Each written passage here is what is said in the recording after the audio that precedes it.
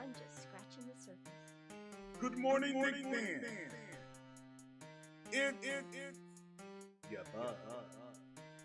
you are now tuned to another episode of OU and Knicks podcast. Tonight, RJ Barrett will get his, I think, first runner-up against his old running mate Zion Williamson. And let me tell you, it has the makings to be a battle of all times. The first and the third pick going head to head. Both of these teams are trying to reach the playoffs at this time. Both of these teams are trying to make a run at greatness. The question is, which one of them will get the upper hand on the other one and come out with the victory? And you know that I'm hoping it's the Knicks. You know that I'm hoping that my boy RJ Barrett gonna go off for 50. You know that I'm hoping that Emmanuel Quickly is gonna go off for 30. Julius Randle go off for 40. Whichever one, as long as it brings us the victory, I'm totally okay with it. Did want to touch on a few things about the whole Kevin Durant scandal with him in the big bully Ben Simmons in the Philadelphia Monsters. Yes, we have the news today that Kevin Durant says, my hamstring is bothering me, so I don't want to come out and play. So we are not able to get that matchup that we were hoping for with that game, because that was a game that I wanted to catch the recap on, because when I'm watching the Knicks game, I don't even change the channel. I sit through the commercials. I may take a bathroom break, go get something to drink, maybe even go get something to eat, handle my business. But usually when I'm watching the Knicks game, I does nothing else but watch the Knicks game. That's how enthralled I am with the Knicks. So when the Knicks are playing, I'm really not trying to do nothing else. I'm not trying to be nowhere else but in front of my screen, looking at the Knicks, screaming, heart on 185 beat per millisecond. I just be going crazy.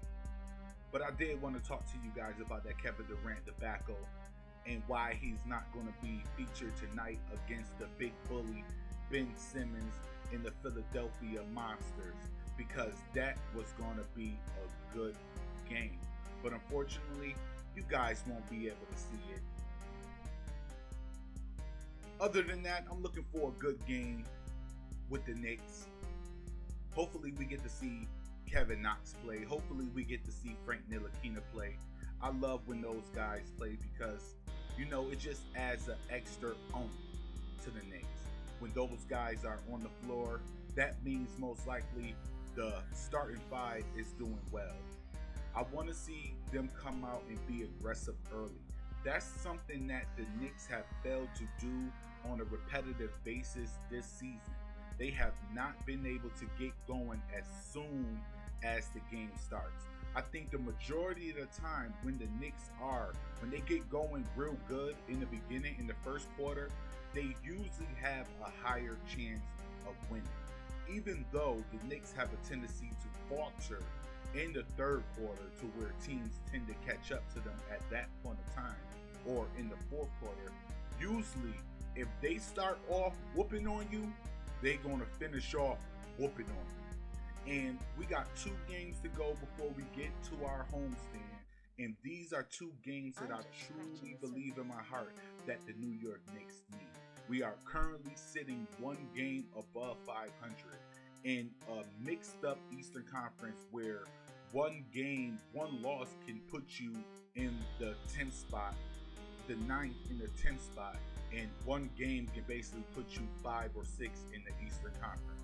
So right now, what the Knicks need to do is to focus on winning a few of these road games, being these next 2 road games in particular, to put themselves 3 games above 500 before we start our homestand.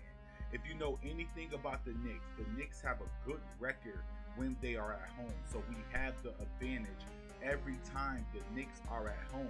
So if we were to take these two next games and be 3 games up above 500, I'm pretty sure out of the next, I believe 8 home games, we can win at least about 6 of those home games, which will put us in good standings and possibly put us in the 6th spot in the Eastern Conference, to where we wouldn't have to play in the play-in tournament. Because if you know anything about the play-in tournament, it's from 7 through 10. And if you are in the 7th and the 8th spot in the play-in tournament, all you have to do is win 1 game. But in order to lose your spot in the play-in tournament, you have to lose 2 games.